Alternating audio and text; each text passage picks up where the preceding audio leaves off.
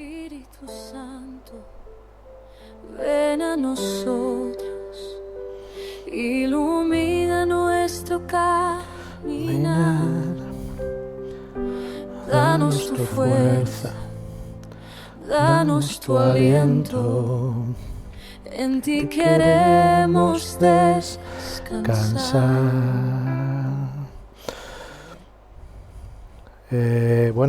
Muy buenas. Nos vemos ya. Esta es la lección 4, ya hemos llegado a la lección 4.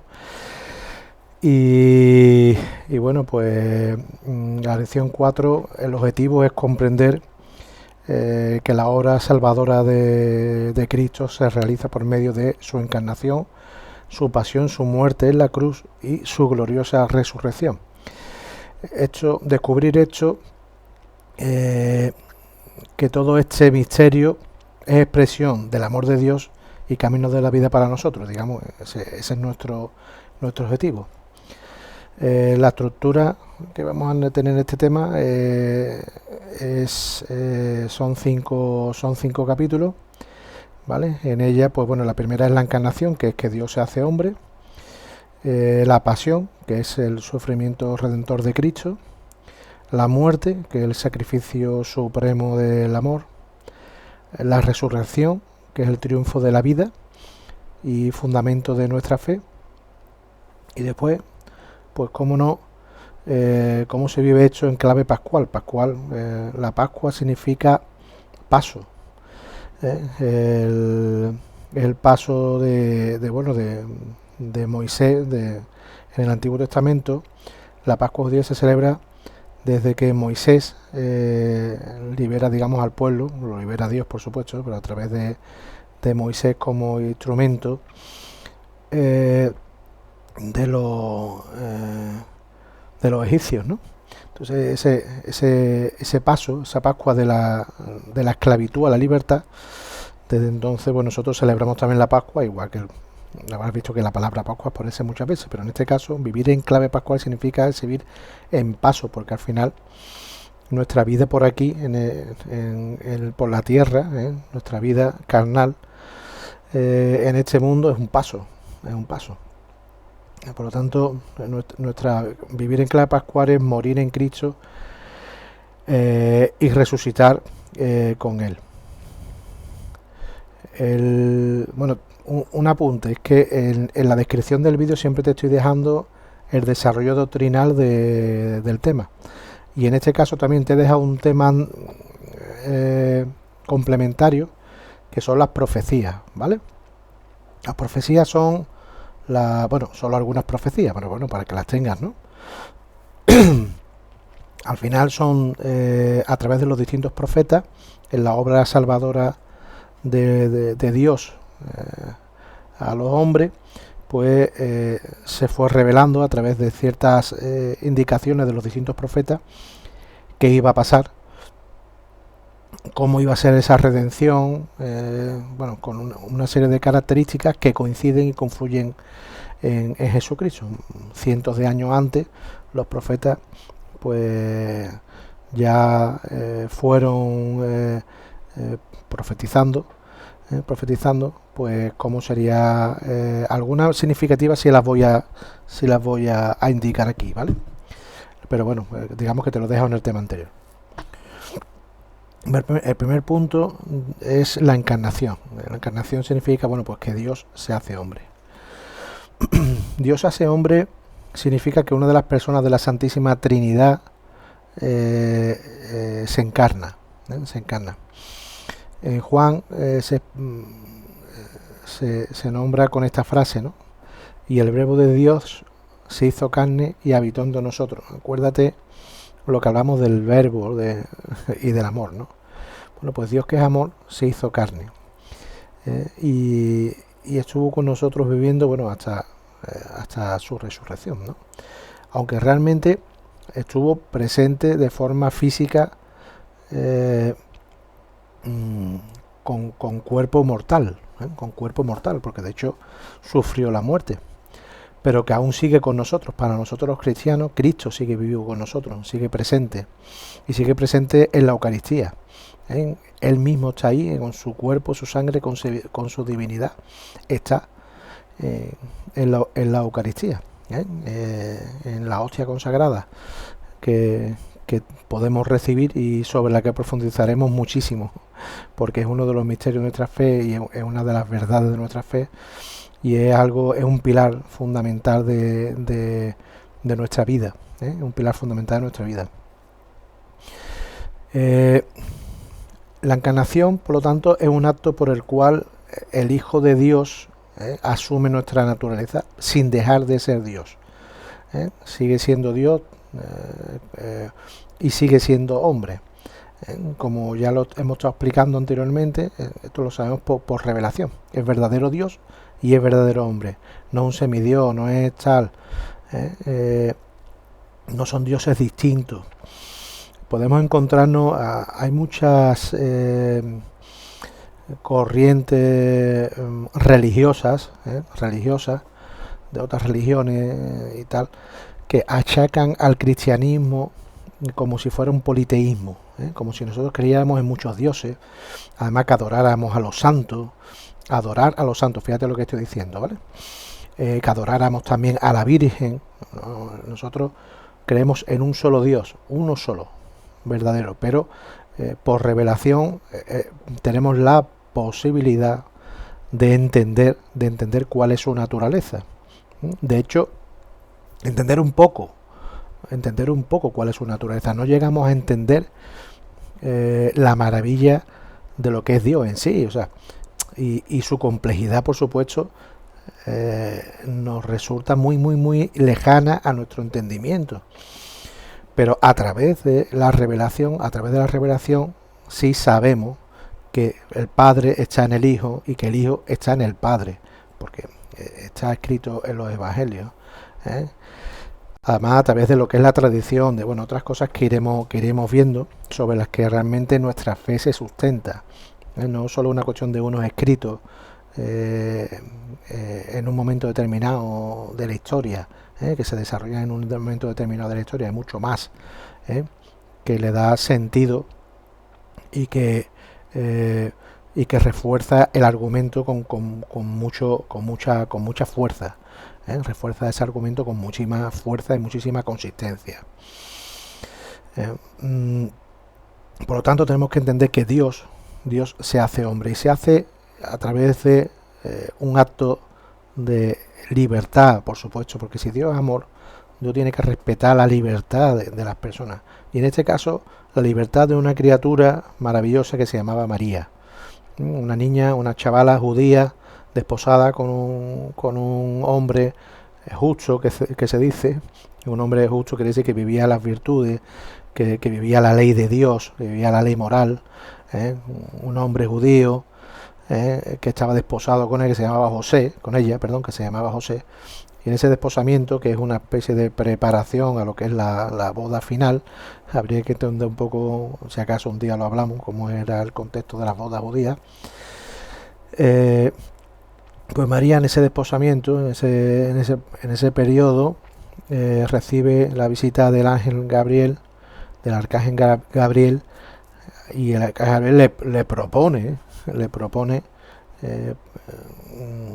a ella, que está llena de gracia, si realmente quiere, y ella hace las preguntas más naturales y más obvias que una persona puede hacer, ¿no? Dice, ¿cómo va a pasar esto? Realmente yo no tengo relación con ningún hombre, y el espíritu, el arcángel San Gabriel le transmite cómo sería, o sea, el Espíritu Santo te cubrirá con su sombra, de tal manera que será fruto del Espíritu Santo. Dios pondrá ahí en tu seno, Dios mismo se hará hombre en tu seno, de una manera maravillosa, a través de lo que es el Espíritu de Dios, ¿no? El Espíritu Santo, que es lo mismo que el Espíritu del Padre y que es lo mismo que el Espíritu del Hijo, o sea, que es él mismo en esencia, se hará hombre. Y María pues dice que sí, hágase en mí según tu voluntad. Y si hubiera dicho que no, pues no se hubiera dado nuestra obra redentora, redentora.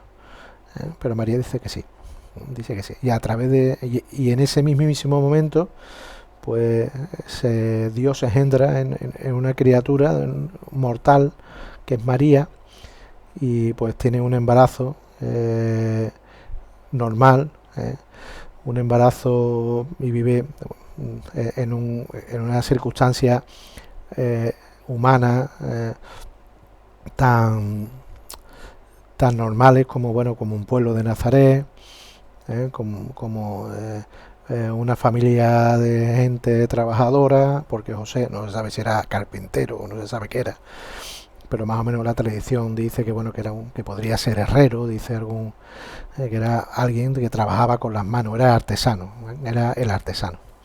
Y ahí, en esa estructura familiar, pues nace Jesús, nace Jesús.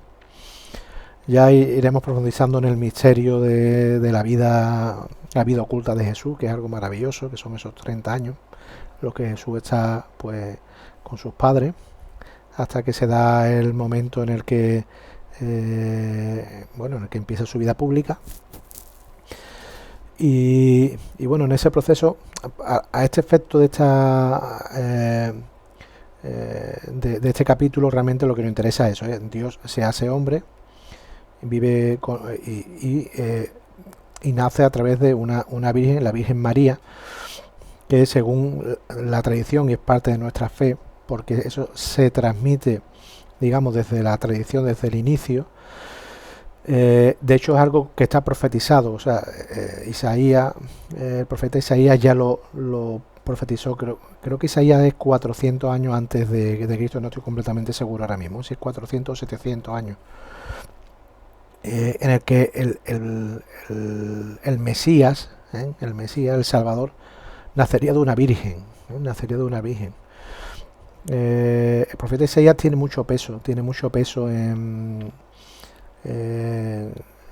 digamos, en todo lo que es la vida de Cristo. No solo el profeta Isaías, hay otros muchos más, pero muchas de las profecías del profeta Isaías coinciden. Y el profeta Isaías fue un profeta un profeta muy potente, sobre todo en obras, en obras.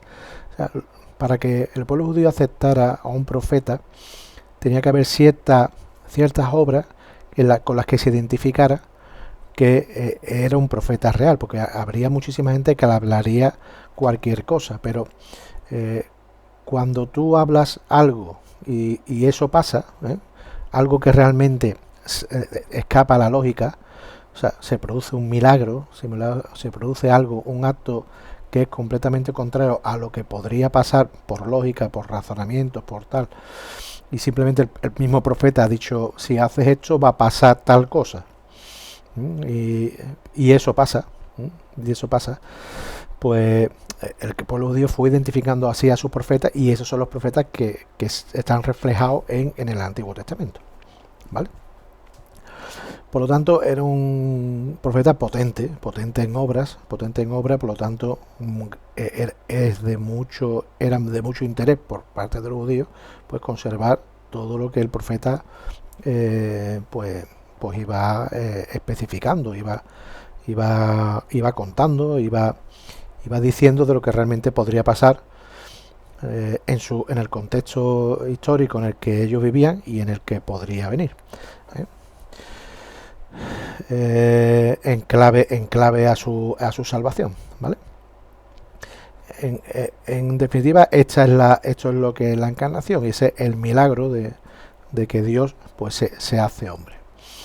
En ese momento empieza nuestra obra de nuestro momento de salvación, porque para eso vino Dios al mundo, ¿vale? Para redimirnos, Bueno, si buscas la palabra redimir, la busca por aquí, la voy a poner.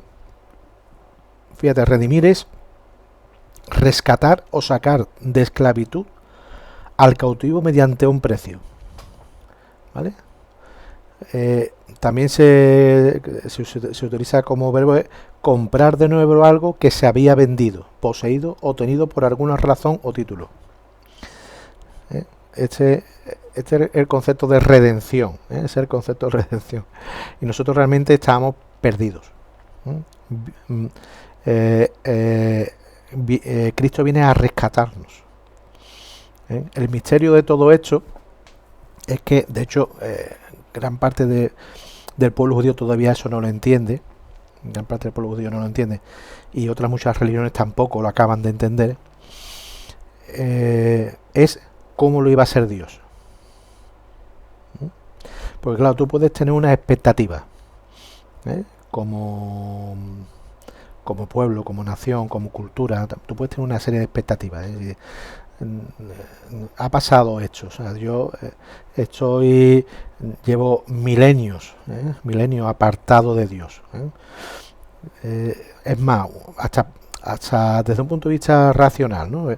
Hay algo que me falta, hay algo de incompleto, o sea, hay algo que le falta al hombre que está incompleto, ¿no?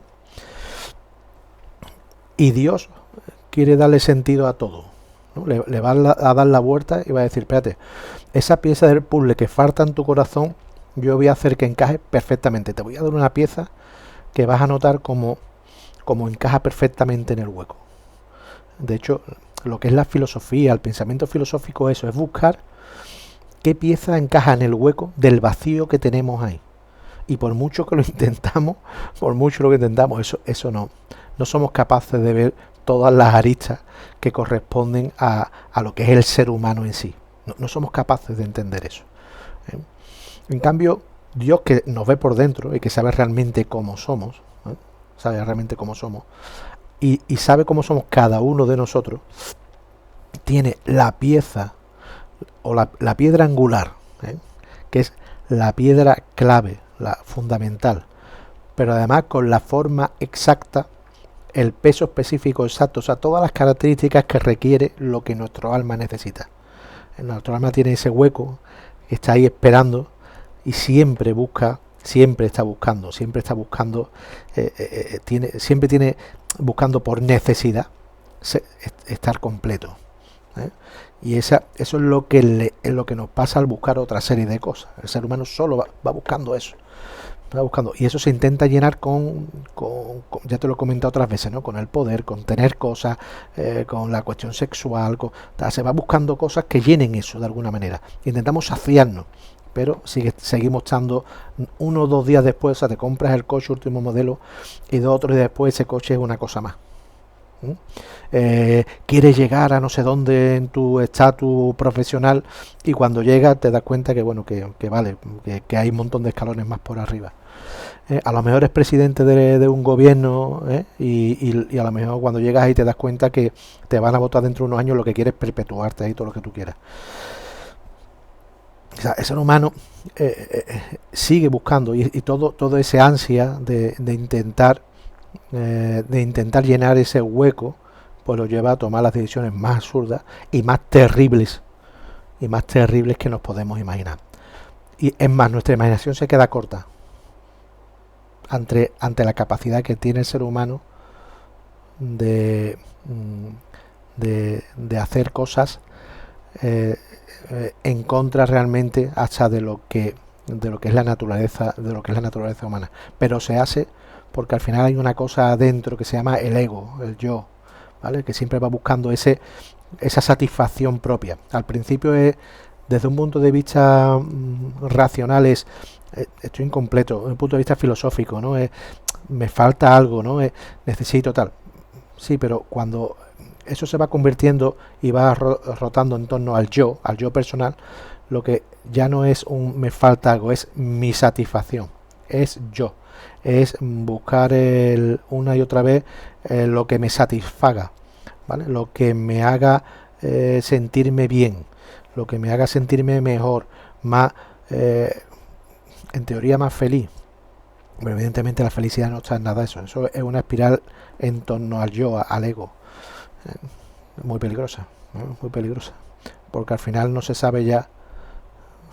Hay momentos en que ya no se sabe ni dónde se está. Pero bueno, no me he salido del tema, ¿eh? Estoy contextualizando todo esto porque tanto la encarnación, la pasión, la muerte y la resurrección de Cristo vienen a dar sentido a todo esto. ¿Me explico? O sea, Dios no viene al mundo para nada. O sea, Dios no viene, Dios como fin final, o sea, como fin, o sea, morir en la cruz, eso no es una cosa gratuita.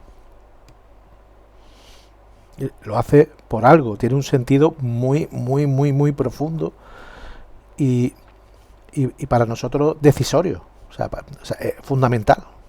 O sea, otra cosa que seamos capaces de verlo, ¿eh? Que seamos capaces de verlo.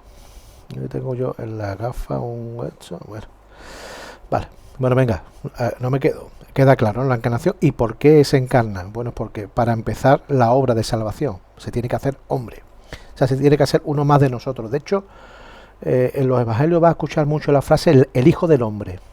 Cristo mismo se llama a sí mismo el Hijo del Hombre, ¿eh? O sea, Dios se hace hombre por el hombre, por nosotros y por nuestra salvación.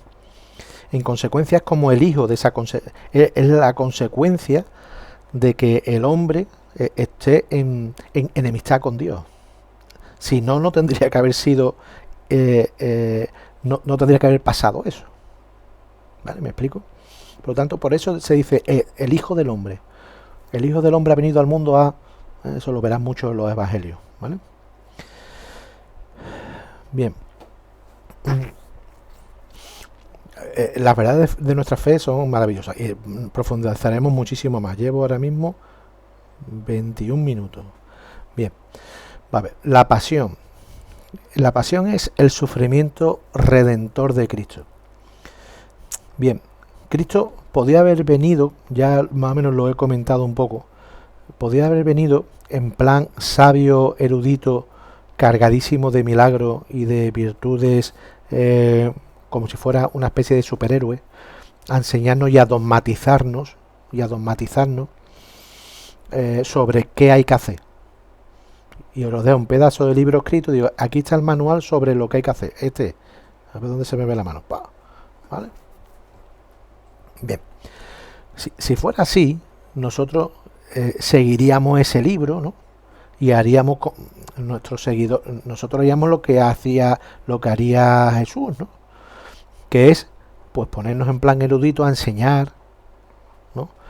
Nos estaría mostrando que realmente lo importante es la razón, que lo importante realmente es el nivel intelectual, ¿eh? Es la cantidad de materias que se domina, desde un punto de vista intelectual, filosófico, tal.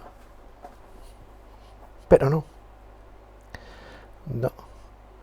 De hecho, Cristo cuando se hace hombre y nos muestra este camino, es porque lo que nos muestra realmente es lo que tenemos que hacer nosotros. ¿Me explico? Dios no se hace hombre solo para redimirnos, sino que en su camino de redención, de su vida completa, nos está enseñando dónde están las decisiones correctas, cómo tenemos realmente que vivir. Y lo hace pues demostrándolo, llevándolo a cabo. ¿Vale?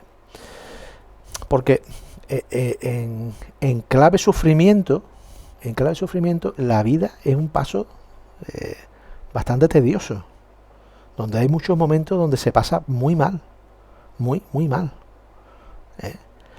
Y esos momentos, que no tienen por qué ser una cruz, una madera y una cruz, y que te claven las manos, que no tiene que ser, pero que ha pasado también, que le ha pasado a muchos cristianos, y han pasado por ese mismo tormento, pero son en clave sufrimiento. La vida es un paso de cruz, de incomprensiones, de enfermedad, ¿vale? De situaciones de agobio, de situaciones de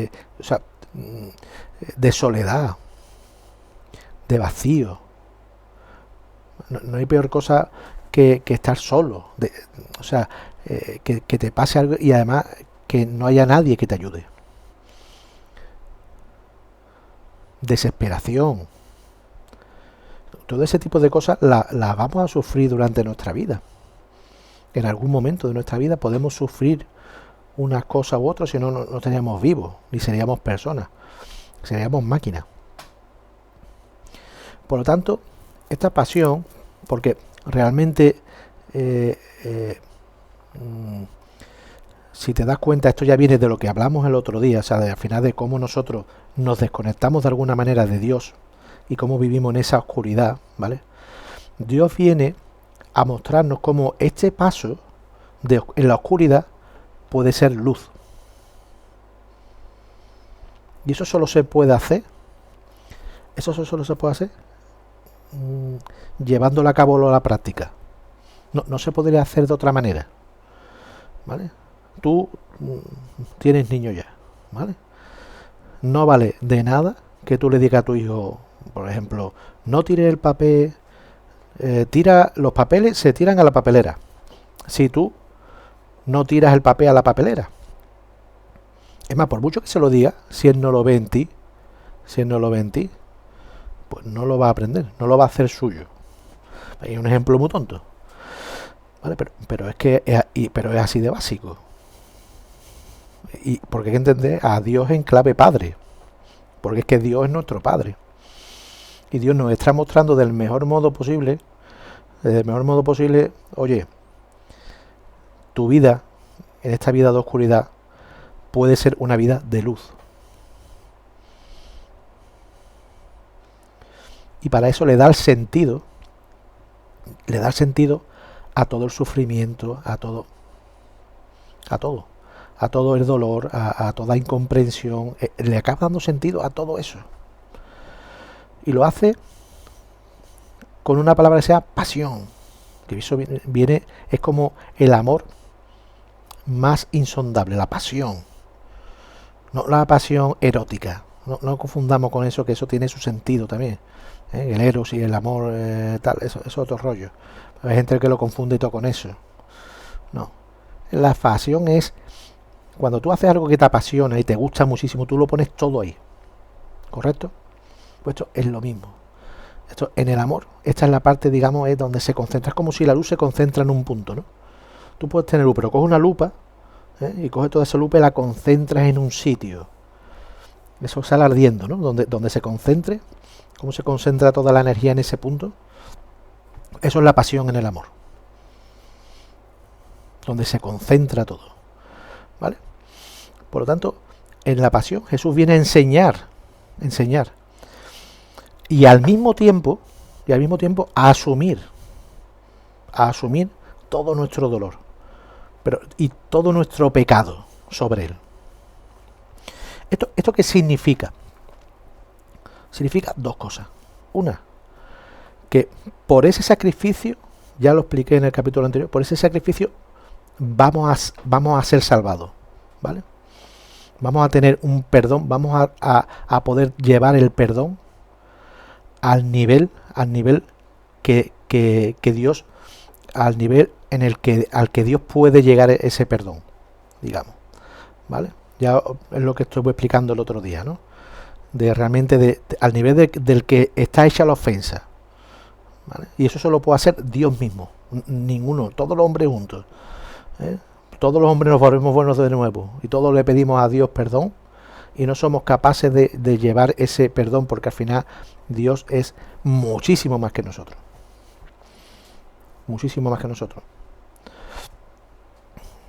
por lo tanto, una de las dos partes es al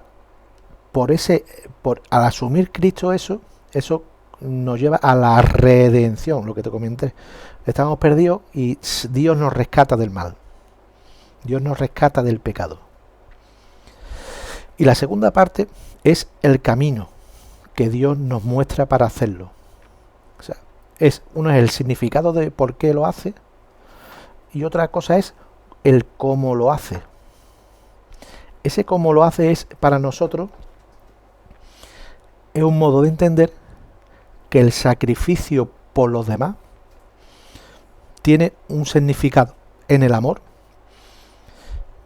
que a nosotros nos va a reportar el sentido existencial de todo lo que realmente nos falta, nos desentona, nos choca, nos rompe.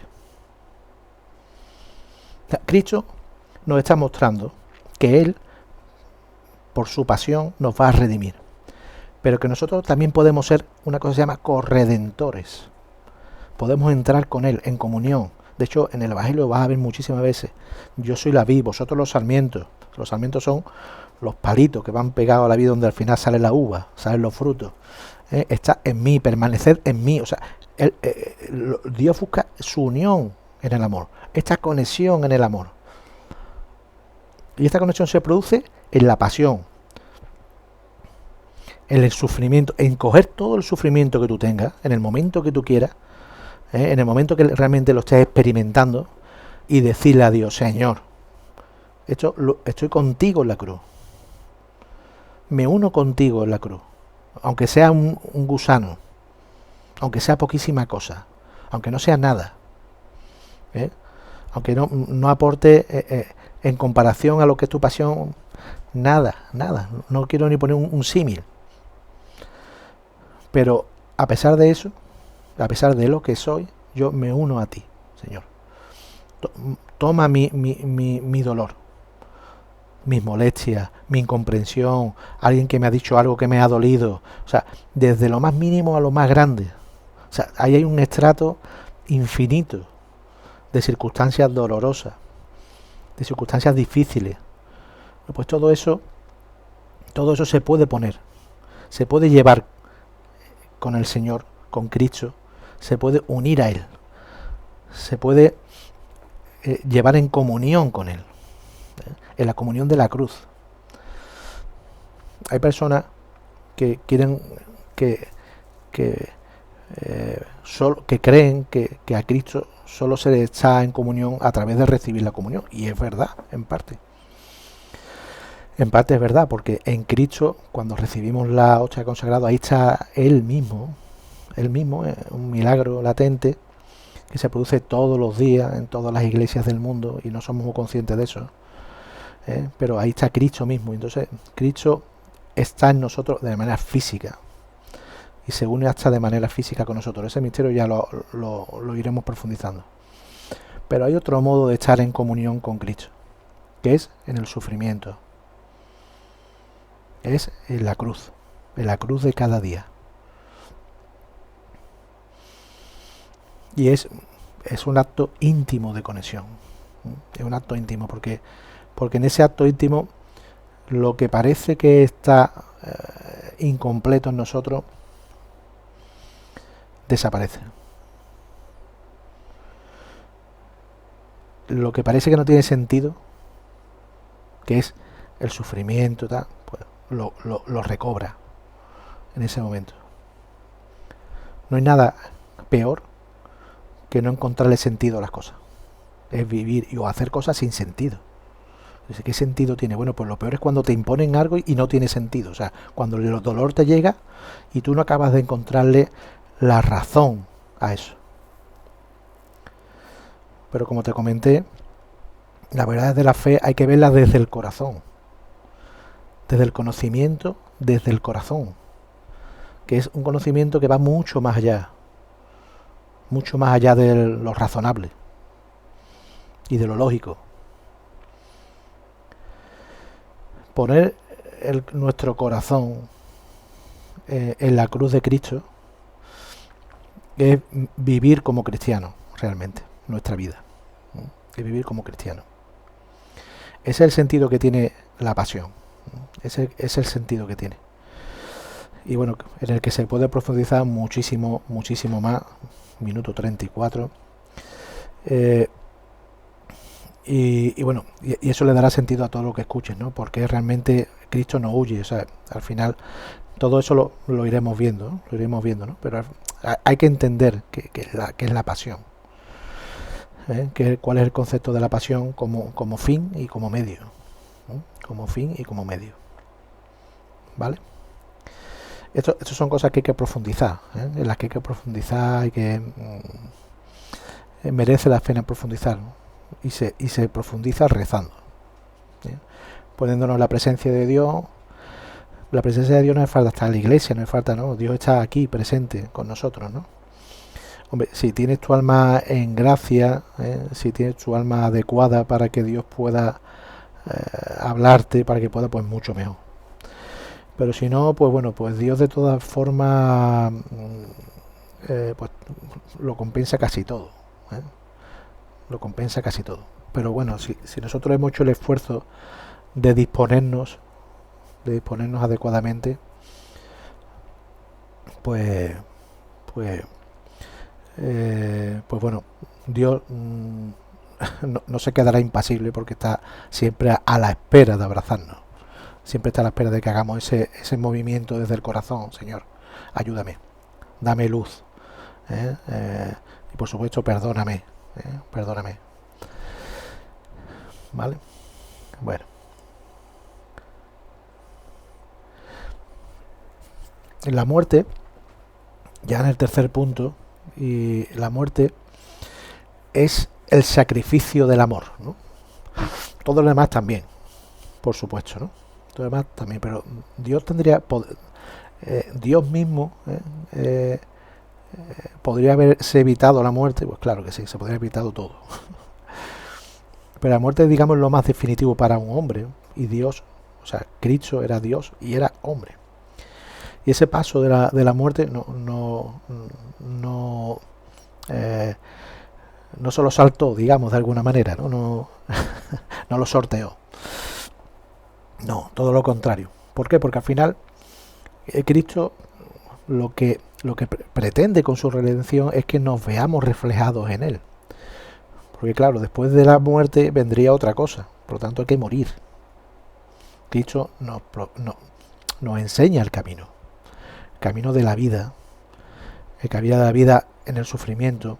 No todo es sufrir, ¿eh? Hay que saber disfrutar también de las cosas de la vida, en el recto orden de las cosas, ¿eh? No estoy diciendo lo que te he explicado en el capítulo anterior, que significa está contextualizado en las situaciones duras, pero también hay que saber disfrutar de las circunstancias buenas, de la vida y de las cosas maravillosas que hay en el mundo, ¿eh? Pero ineludiblemente llega la muerte. Y la muerte significa muchas cosas. Significa confianza en Dios, fe, ausencia de miedo. Si tenemos fe, no podemos tener miedo.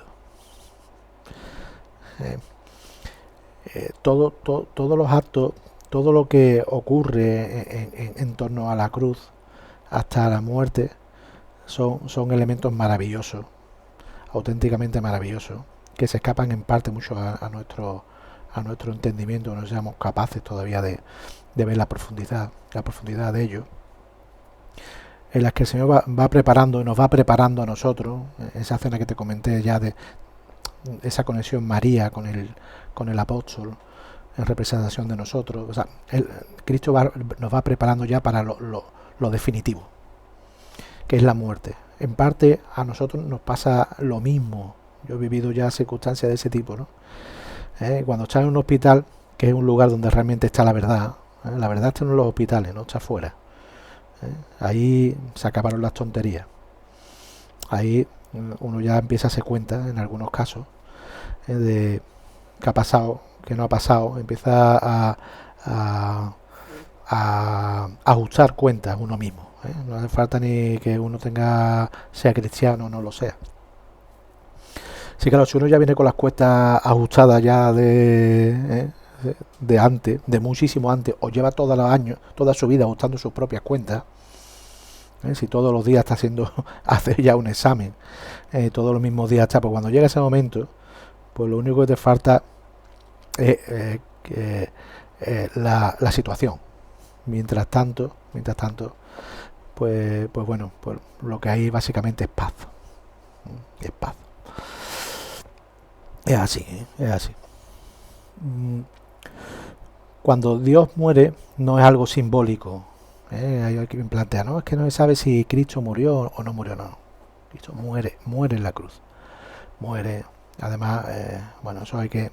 Todo este tipo de cosas, como te he comentado, hay gente que critica a nuestra fe como una fe irracional, ya te lo he dicho, ¿no? Una fe que...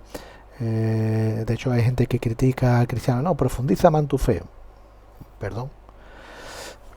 O sea, todo esto no es una cuestión caprichosa, o, o, ¿cómo diría yo?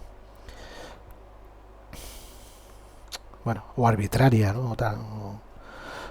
No, sino que hay cada cosa que la Iglesia se ha ido fundamentando tiene una consistencia y una argumentación que proviene pues de distintas fuentes de muchas cuestiones, ¿no? De muchas cuestiones. Porque para los primeros cristianos esto era un auténtico tesoro. Y transmitir la fe, transmitir el Evangelio, las nuevas noticias, que es lo que significa Evangelio, de Cristo, era algo fundamental. En ellos se le iba la vida, de hecho eran mucho mejores que nosotros. Gente que eran capaces de morir a cientos, ¿no?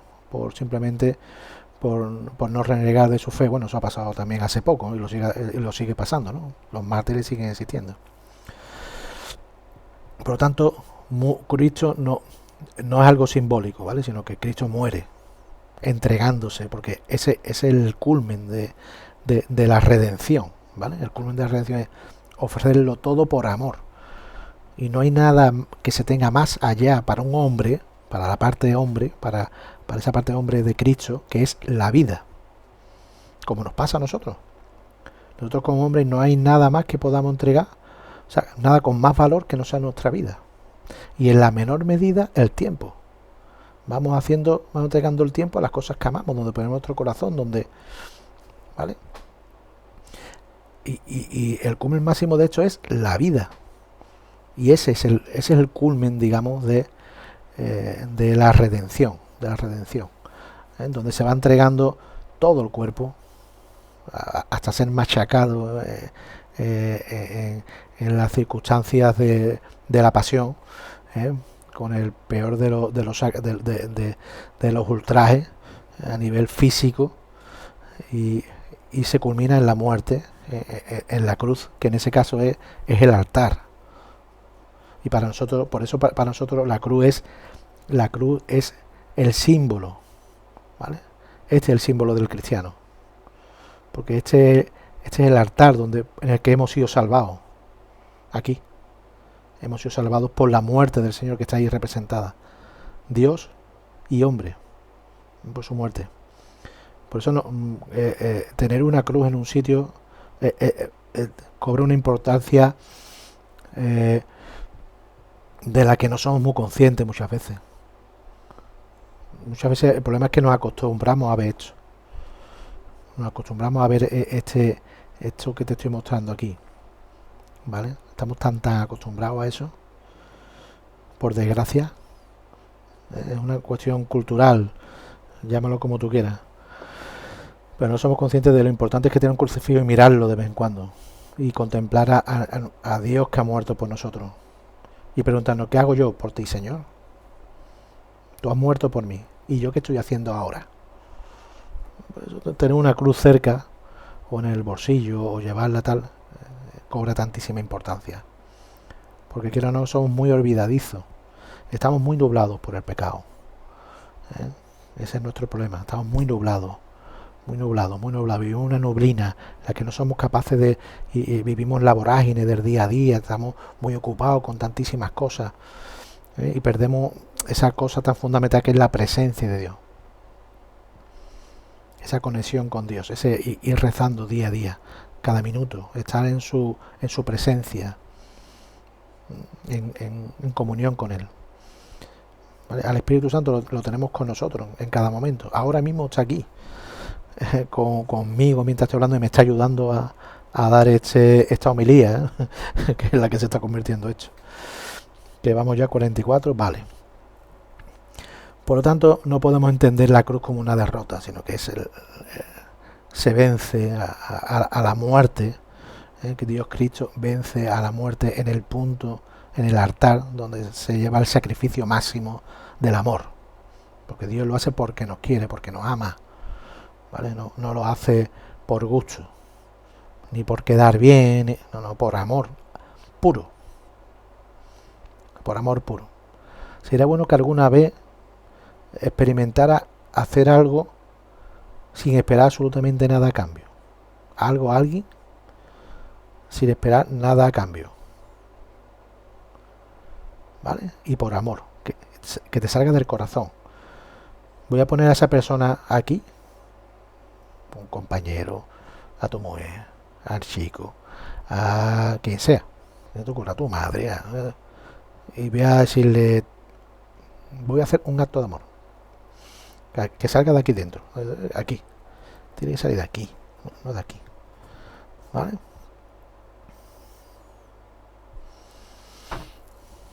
Multiplícalo hasta el infinito, y esa es la cruz.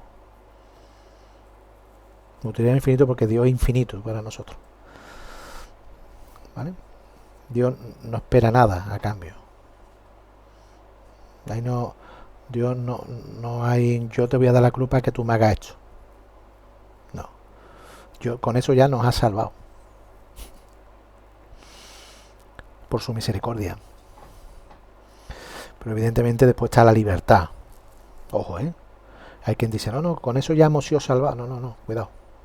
Ahí hay un mensaje, pero Dios no nos va a querer con Él, en Él, si nosotros no queremos, si nosotros lo rechazamos, si miramos para otro sitio, si sabemos lo que moralmente está mal y lo hacemos. Eso es en contra de Él, eso es rechazarlo realmente. No, como Dios me va a salvar, no, perdona. Dios te va a salvar si tú quieres ser salvado. Pero si no quieres, esa es tu libertad. ¿Vale? Muy bien. La resurrección, al final, la resurrección a nosotros nos devuelve a... o sea, es algo necesario, ¿vale? Es tan necesario y tan fundamental para nuestra fe. De hecho lo dice San Pablo a los Corintios: si Cristo no ha resucitado, vana es nuestra fe. O sea, a nosotros la redención nos rescata para vivir con Dios, pero para vivir con Dios con este cuerpo, pero de manera de una manera en la que podamos estar en sintonía con Él. Entiéndeme, o sea, en como realmente estábamos antes de que todo esto pasara, esta separación, esta ruptura que hubo con Dios. Entonces Él nos demuestra que he muerto. Después se dice que descendió a los infiernos, tal. Eso lo veremos un poquito así cuando veamos el credo, algunos matices de este tipo. ¿Qué significa eso? ¿Qué significa que muere, desciende a los infiernos, después resucita? No es el infierno en sí, sino es digamos el seno de Abraham, que era donde, digamos, todas las almas hasta Cristo estaban esperando pues bueno, la venida del Mesías, ¿no? Todo, ¿no? Pues Abraham, Moisés, tal, que se dice el seno de Abraham. Entonces, cuando dio la demostración de que la muerte no era el fin, sino que era el medio para redimirnos, y que la muerte hecha de ese modo, la muerte llevada a cabo en un sacrificio de amor, una vida llevada en Cristo, en el amor de Cristo, no es muerte, es muerte y resurrección con Él también. Eso es lo que significa la resurrección. Por eso nosotros, para nuestra fe, bueno, lo vas a ver, ¿no? La misa más importante es la misa de Pentecostés, que cuando celebramos la resurrección de Cristo. Perdón, la Pentecostés es la venida del Espíritu Santo. Es la misa de la resurrección, ¿vale? La misa de la resurrección, que es la del domingo de resurrección, que se celebra normalmente cuando pasamos del sábado al domingo por la noche, que es el tercer día justo. Pues esa para nosotros es la misa más importante, porque es la misa donde Cristo resucita, donde toda nuestra redención culmina con lo que es la vida eterna. Que la vida eterna, que es algo precioso. Y al final, bueno, eso coincide con todo lo que el Señor pues fue enseñando, y al final nos hace ver realmente que Dios, que la vida en Dios es mucho más poderosa que la muerte será un paso que llegará, ¿vale? Pero que si tenemos fe, si vivimos en el Señor, si hacemos realmente lo correcto, o sea, seguimos sus pautas, ¿no? Que son los 10 mandamientos, ni más ni menos, que es lo que es la ley moral de nosotros. La Iglesia, nuestra madre, nos ayuda a interpretarla, nos ayuda a interpretar esos 10 mandamientos, porque al final la sociedad cambia las perspectivas, las visiones de las cosas. Hay muchos temas, ¿no? Que surgen nuevos, ¿no? La tecnología, todas las cosas van avanzando, el hombre que genera cosas nuevas y hay que saber interpretar si eso realmente va en contra o no de la ley moral, de la ley de los hombres, ¿no? De la ley moral, lo que realmente nos acerca a Dios o nos aleja. Vale, esas son las interpretaciones, ¿no? Y bueno, como punto final, lo que es la resurrección pues tiene mucha conexión con la virtud de la esperanza, una virtud teologal, fe, esperanza y caridad. Bueno, pues la esperanza, nosotros tenemos la esperanza puesta en la resurrección, no la tenemos puesta en que nos toque la lotería, o que muchas veces se nos vaya una enfermedad. Es normal porque no somos masocas, que pidamos a Dios, por favor, quítame esta enfermedad o aliviame este dolor o tal. Pero cuando lo tenemos, deberíamos asumir que eso realmente es una auténtica maravilla, el poder abrazarla y poder ser otro Cristo. Otro Cristo. Esto es difícil de entender, y bueno, yo lo puedo decir por conocimiento de causa, y esperemos que el tratamiento no haga efecto. Pero es difícil de entender por la razón, eso tiene que salir todo de aquí. Eso tiene que salir todo del corazón. Del corazón.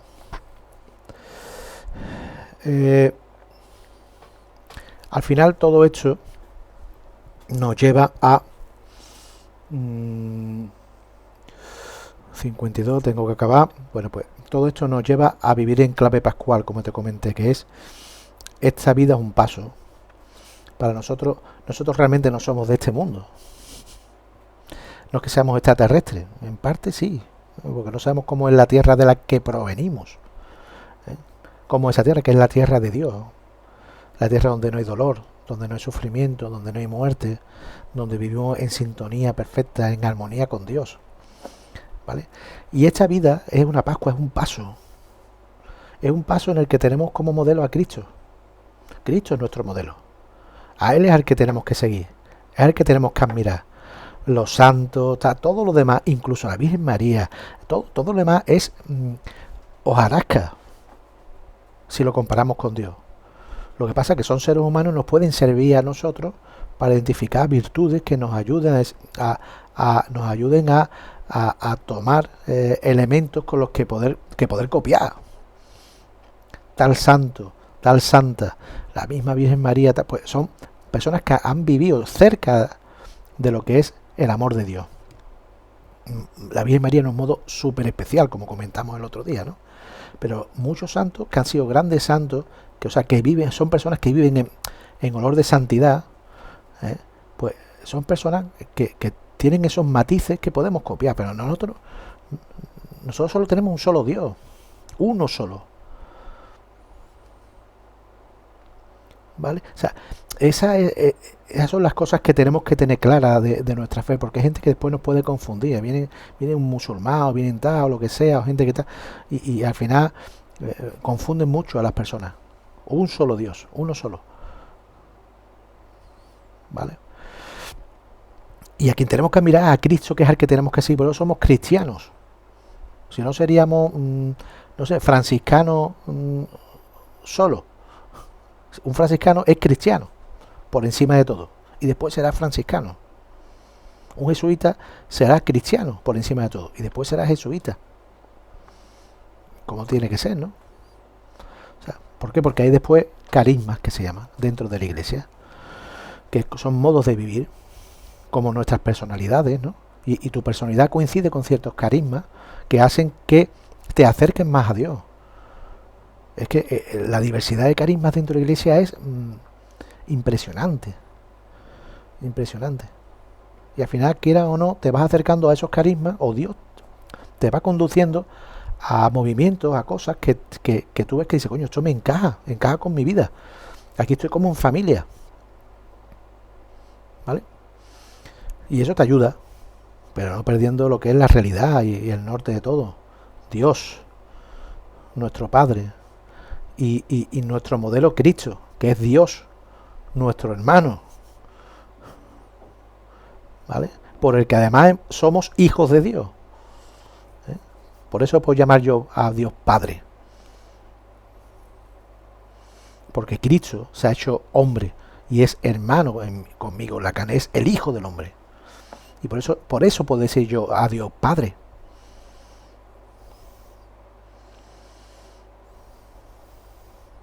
¿Vale? Esas son las verdades de nuestra fe. Y en esa clave pascual, pues tenemos una cosa, son los sacramentos, es la vida diaria, ¿no? Es los sacramentos como el bautismo, la Eucaristía, que iremos viendo, ¿vale?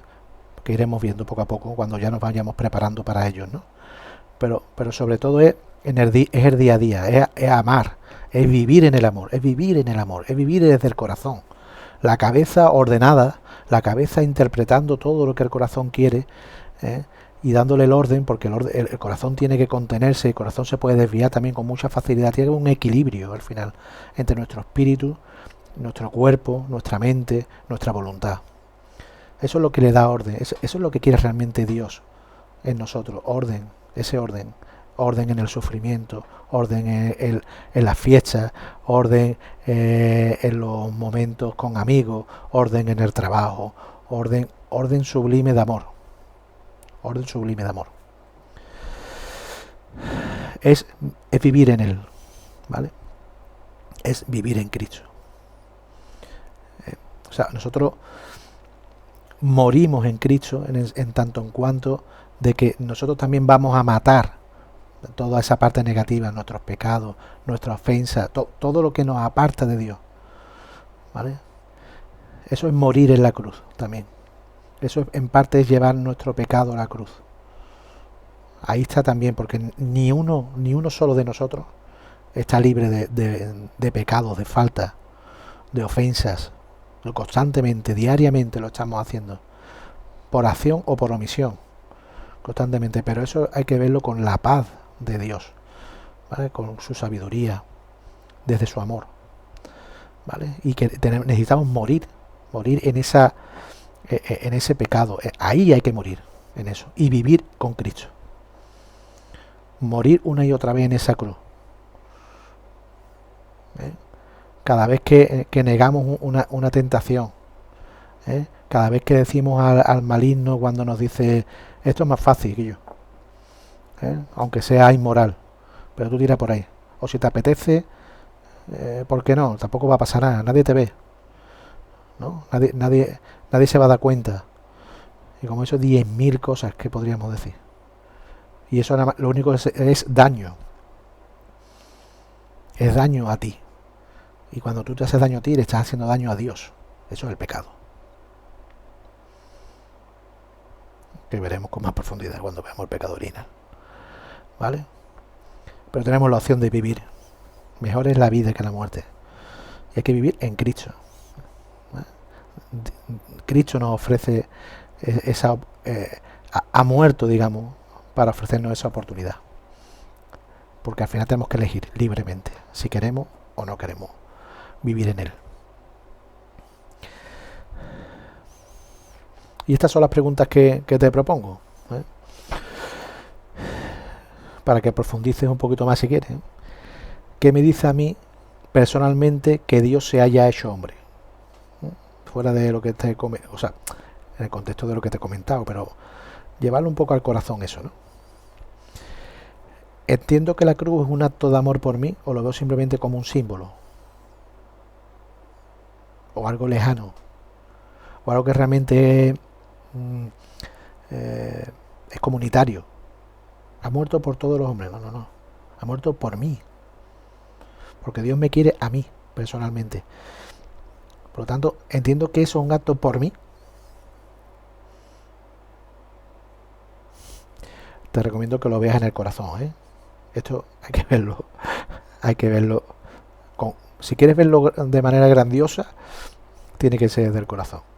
Si te quieres quedar un poco solo en la superficie, pues intenta pensarlo con la cabeza. Y en tercer lugar, ¿estoy viviendo mi vida desde la esperanza de la resurrección? Si te pasa como me pasa a mí algunas veces, que me vengo abajo con la enfermedad y ahora llega un momento que dice fue otro tratamiento, veremos a ver si me va a pegar otra vez unos cuantos puntos más abajo el deterioro físico. Y eso es falta de esperanza, eso es un pecado contra la esperanza, del que yo personalmente me confieso en algunas ocasiones. Es parte de la lucha del enfermo, de la persona que está enferma, es no caer en esa desesperanza. El demonio es muy hábil, entonces nos toca donde nos duele en cada momento. ¿Sabes? Cuando te llevas 8 meses con dolor y cae y llega la debilidad, ¿sabes quién está ahí a tu lado? Eso lo has visto los dibujitos hechos con mi amigo Manuel, eso que estaba el diablo en un hombro y el angelito en el otro, ¿no? Bueno, pues hay momentos esos de debilidad donde el angelito parece que no está, pero no es así. Eso es un error muy grande, eso es falta de fe, ¿eh? Eso es falta de fe. Si perdemos la esperanza, si perdemos la fe, si perdemos la caridad, son las virtudes que Dios te da, pues mal vas. O sea, eso porque el demonio, todo lo que se te está proponiendo son engaños. El camino fácil, ¿sabes? No te tomes la medicación y hartate de cerveza. Quizás más fácil olvidar. No es una cuestión de afrontar, sino es preferible olvidarlo todo. Unas cuantas pastillas no vendrían mal, de este tipo, de tal otro.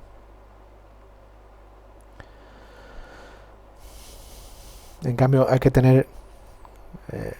o sea, hay que vivir el día a día, por supuesto, ¿no? Pero en el horizonte, lo único que hay que tener puesto, o sea, las expectativas solo se pueden poner en Dios. Y la esperanza de la resurrección, de que el Señor, esto es un paso. Por lo tanto, yo en el día a día voy a intentar hacerlo, voy a estar cerca de ti, intentar estar contigo. Ayúdame a llevar el día contigo. En la cruz. Y cuando no haya cruz, pues bueno, gracias a Dios, gracias Señor, porque no haya cruz hoy.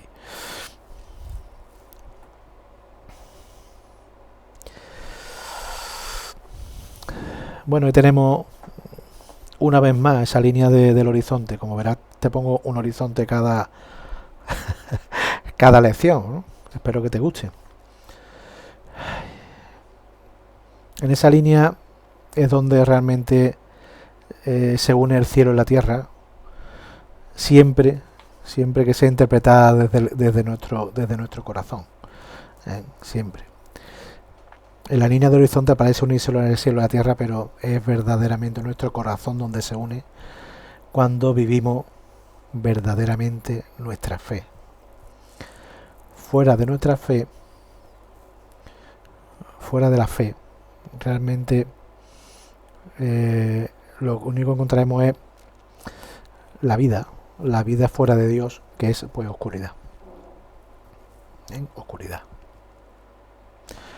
Bienvenido al camino de la fe. Espero que la vayas disfrutando y nos vemos en el siguiente capítulo, que será el capítulo 5.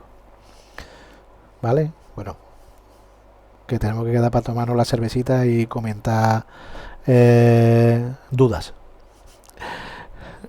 Nos vemos. Hasta luego.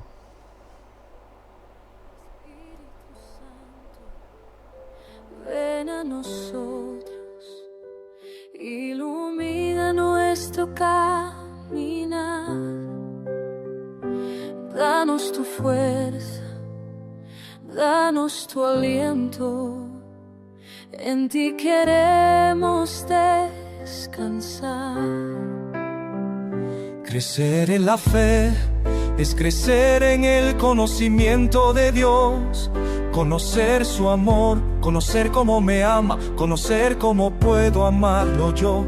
Su presencia divina, su esencia cristalina, me transforma por dentro, me llena de contento. Su palabra me guía de noche y de día, su verdad me libera, con amor persevera. Donde se encuentra lo divino, donde habita lo eterno, no está lejos, no es distante, está aquí. En el ahora, en la línea y el horizonte, parece unirse el cielo y la tierra, pero donde verdaderamente se une es en tu corazón. Cuando vives plenamente tu fe, tu corazón es templo, tu fe es el puente entre lo humano y lo divino, entre la tierra y el cielo. Su gracia me inunda, su amor me circunda, me lleva en sus brazos, me guía en sus pasos, camino con fe, aunque no siempre ve. Mi alma inquieta, en su paz se aquieta, no teme más cada día, sentir su cercanía es la meta sublime que el alma redime. Donde se encuentra lo divino, donde habita lo eterno, no está lejos, no es distante, está aquí, en el ahora, en la línea del horizonte, parece unirse el cielo y la tierra, pero donde verdaderamente se une es en tu corazón, cuando vives plenamente tu fe. Espíritu de vida, espíritu de amor, espíritu de sabiduría, espíritu creador, renueva corazón, cielo y tierra, por tu amor.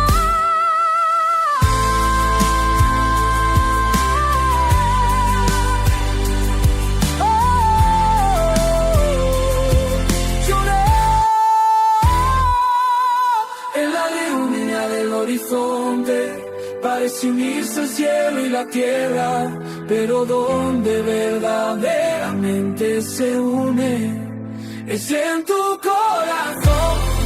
Cuando vives plenamente tu fe, cuando vives plenamente tu fe. Espíritu Santo, mece en nosotros el cielo y la tierra en mi corazón, el cielo y la tierra unidos por amor, unidos por amor.